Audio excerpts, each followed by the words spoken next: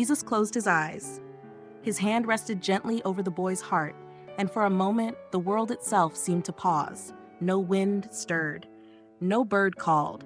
The leaves of the nearby trees hung motionless, as if they, too, were listening. He did not speak. The mother held her breath, arms trembling as she clutched her child. The boy was quiet now, not asleep, not fully awake, suspended in some quiet space between pain and peace. Jesus remained still. The silence deepened. And then, softly, barely audible, the boy exhaled.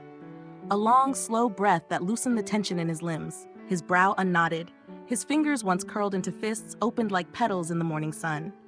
Jesus withdrew his hand slowly, reverently, as if lifting it from sacred ground. "He will sleep now," he said gently. The mother, eyes filled with tears, nodded. "Thank you," she whispered, though the words felt too small. She tried again. "How did you know what was wrong?" Jesus looked at her with a gaze that reached beyond the surface of things. "He was listening to too much of the world," he said. "Even in the womb, the world speaks loudly. Some children are born still holding the noise." She nodded, though she did not fully understand. But her heart felt lighter, as if a shadow had lifted. "Let him be near quiet waters," Jesus added. "Let him hear birdsong and the voice of trees. Let him sleep near your heartbeat." She bowed her head and carried the child away. The disciples remained silent. They had seen many healings before.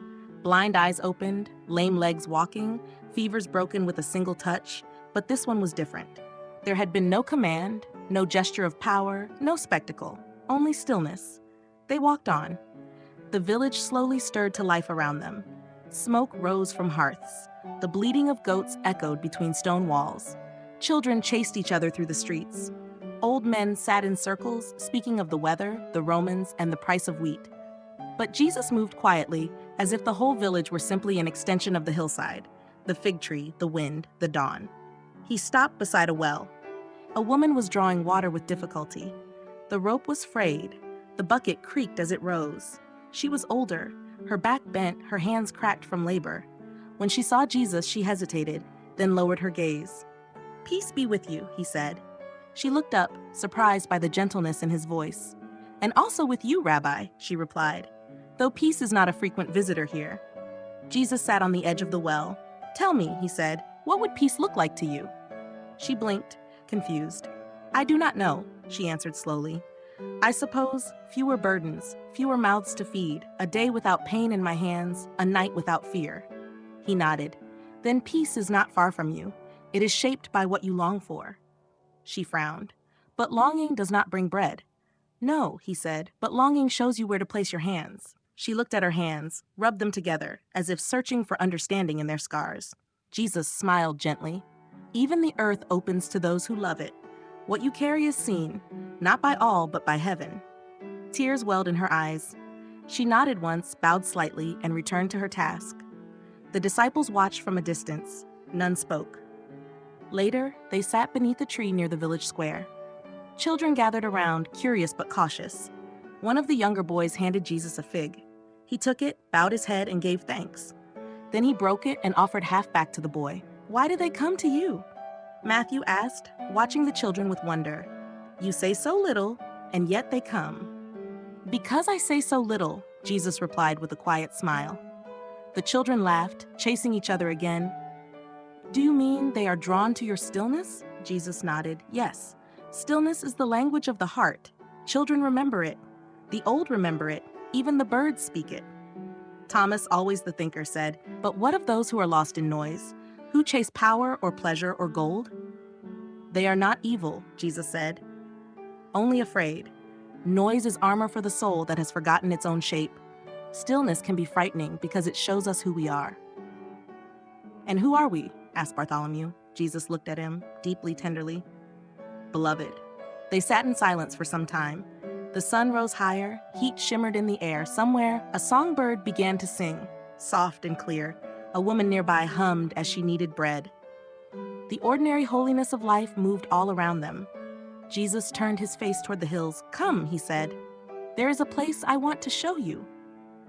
They rose and followed.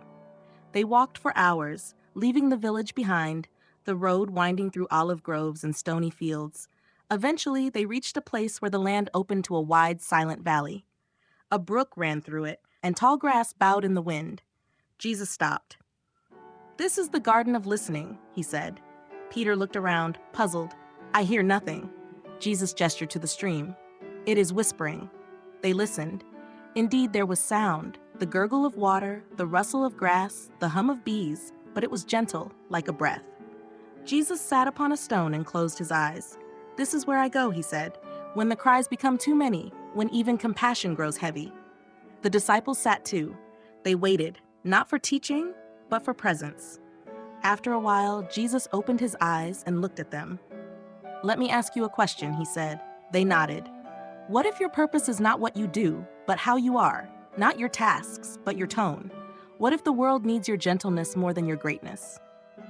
They looked at one another. No one answered. "You do not need to be impressive," he said. "You only need to be true."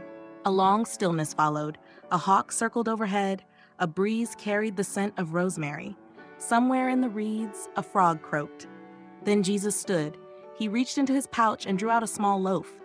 He broke it in two and gave pieces to the nearest disciples. They passed it around, eating in silence. "This bread is simple," he said, "but it nourishes." They nodded. "So too is the soul," he continued. "It does not need praise or applause. It needs light, truth, quiet, and love. These are the food of the Spirit." When they had eaten, he gathered the crumbs in his palm and scattered them into the brook.